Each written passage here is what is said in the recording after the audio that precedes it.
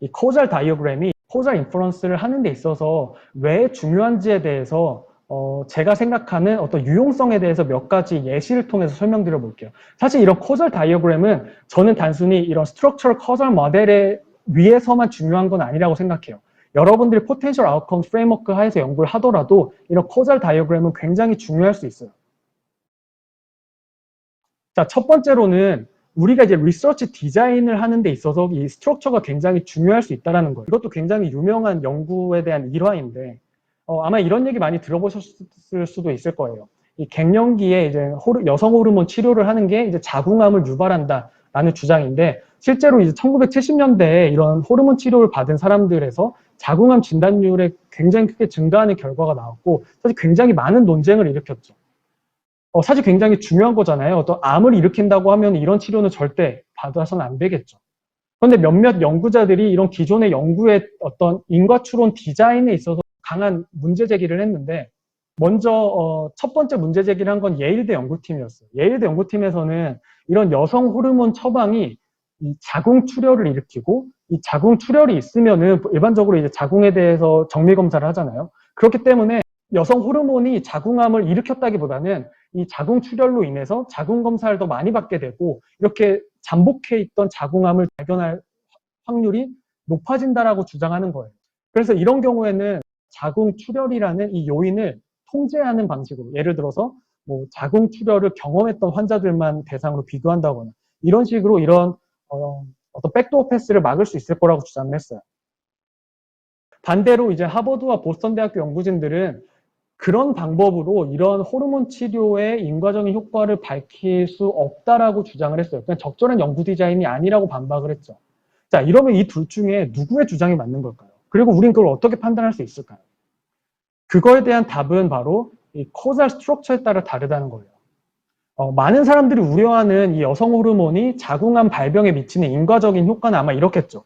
에스트로겐, 여성 호르몬의 어떤 처방이 실제로 자궁암을 일으키는데 그러니까 우리 눈에 보이는 건 결국 이 자궁암의 어떤 진단이기 때문에 이런 관계는 우리가 실제로 이 여성 호르몬의 위험성에 대해서 우리가 이제 경각심을 가져야 되는 인과적인 효과라고 볼 수 있죠. 근데 여기서 예일대 연구팀의 주장은 이 자궁 출혈이 바로 이 미디에이터로 작용을 하고 그래서 이 호르몬 치료가 실제로 이런 자궁암 발병에 영향이 없다고 하더라도 이런 관계를 통해서 어떤 자궁암 진단율이 높게 나타날 수 있다는 주장이에요. 이런 코잘 다이어그램 하에서는 이런 자궁 출혈 여부를 통제하는 것만으로도 이런 효과는 충분히 불락할 수 있기 때문에 이 효과가 있는지 없는지에 대해서 충분히 추정할 수 있다는 거죠. 그런데 하버드대 연구진들의 반박은 아마 이런 코잘 다이어그램을 가정하고 있는 걸 거예요. 지금 이게 새로 추가된 건데 자궁암 또한 자궁 출혈을 유발할 수도 있어요. 자, 이런 상황에서 문제가 뭐냐면 자궁 출혈 여부를 통제를 하게 되면 이 패스는 막히죠. 그런데 이게 이제 콜라이더기 때문에 이렇게 생기고 또 이게 이렇게 가니까 이런 패스가 생기는 거예요. 그러니까 얘를 통제를 안 하면은 이런 패스가 생기고 통제를 하면 이런 패스가 생기는 거예요.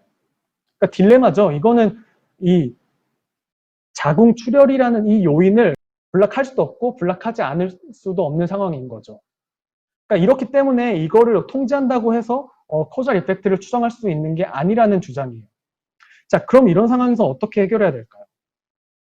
아마 지금 한 가지 방법을 떠올리시는 분들이 있으실 거예요.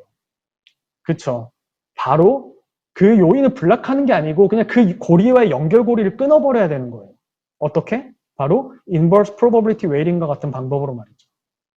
그래서 이런 경우에는 그냥 매칭이나 어떤 컨트롤 변수로서는 이제 해결되지 않고 이런 inverse probability weighting이라는 방법을 통해서만 어떤 이런 백도어 패스를 차단하는 어떤 방법이 될 수 있겠죠. 이것처럼 어떤 리서치 디자인을 가져가야 되고 어떤 분석 방법론을 적용해야 할지는 바로 이런 코잘 스트럭처에 따라서 달라질 수 있다는 걸 보여주는 중요한 사례가 아닐까 생각을 합니다.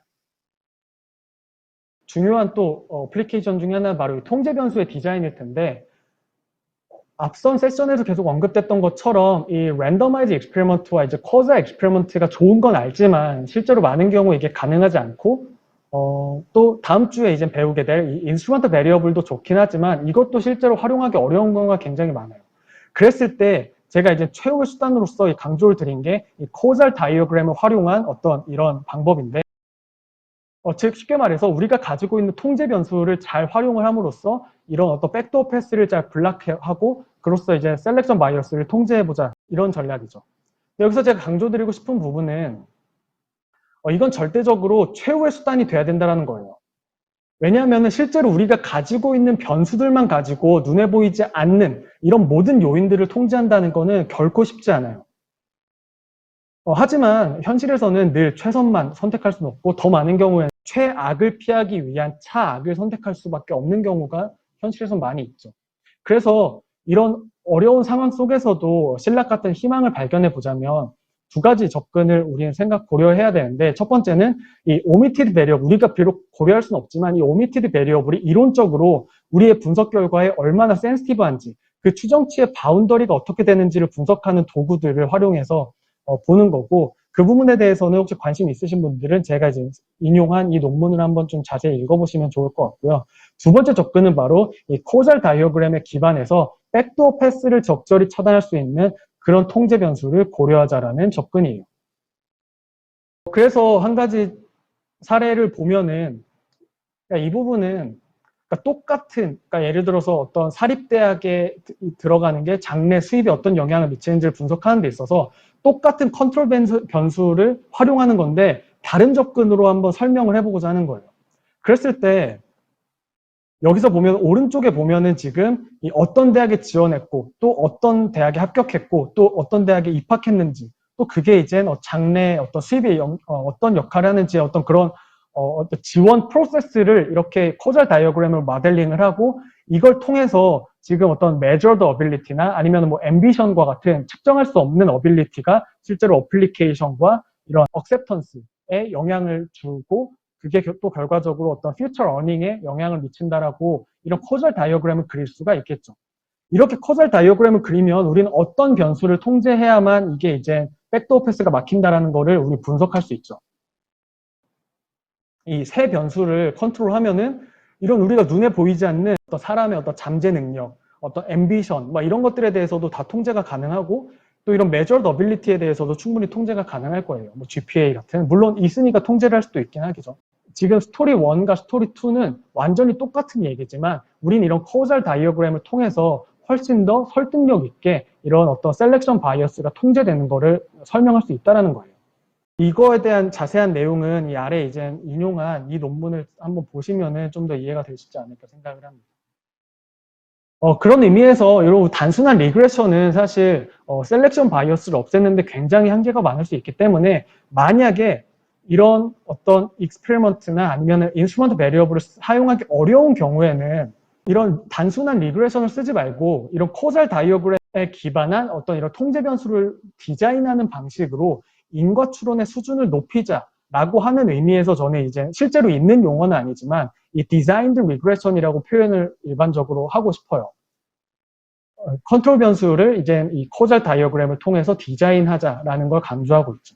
그래서 이런 접근에 대해서 굉장히 훌륭한 실제 분석 사례를 내일 이제 NC소프트의 이제 이호재 애널리스트님께서 직접 발표를 해주실 예정이고, 이 사례를 통해서 실제 실험 세팅이 어려운 상황에서 어떻게 통제 변수를 합리적으로 디자인하고 또 단순히 리그레션을 활용하더라도 인과 추론의 수준을 훨씬 더 끌어올릴 수 있을지에 대해서 많이 배울 수 있는 어떤 세션이 되지 않을까 생각을 합니다.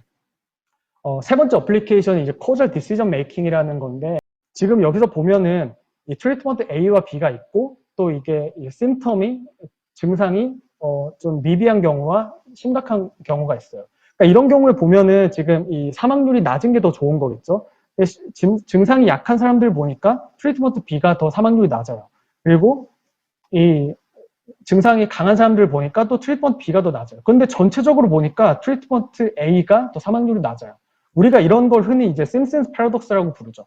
그럼 이런 경우에 트리트먼트 A와 트리트먼트 B 중에 어떤 게 더 나은 트리트먼트일까요? 이런 디시전 메이킹을 해야 되잖아요. 그거에 대한 답은 결국에는 코잘 스트럭처에 따라 다르다는 거예요.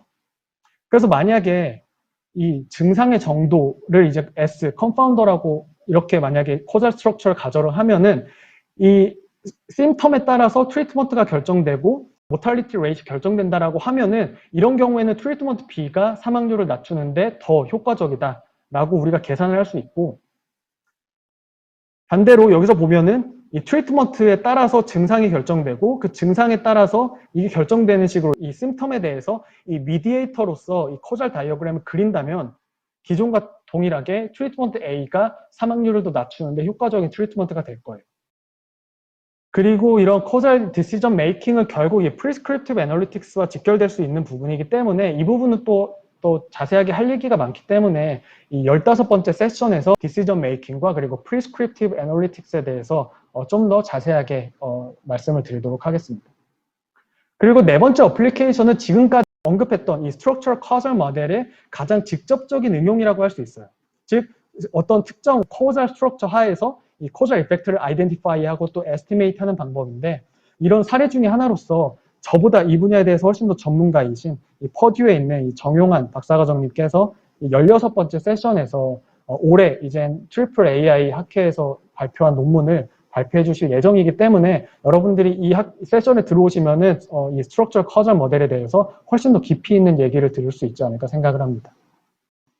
데이터에서 이제 커절 스트럭처를 도출하는, 쉽게 말해서 약간 리버스 엔지니어링 하는 접근을 우리는 이제 커절 디스커버리라고 하는데 이것도 이제 커절 다이어그램의 굉장히 중요한 어플리케이션 중에 하나죠. 이 부분에 대해서도 굉장히 중요하기 때문에 제가 이제 마지막인 18번째 세션에서 좀 더 자세하게 다뤄보도록 하겠습니다. 그래서 사실 오늘 굉장히 많은 내용들에 대해서 다뤘어요. 그래도 인과추론에 대해서 굉장히 중요한 개념들이기 때문에 이런 뭐 코잘 다이어그램이나 그리고 스트럭처럴 커절 모델에 대해서 기본 개념을 잡는데 조금 도움이 되셨으면 좋겠습니다.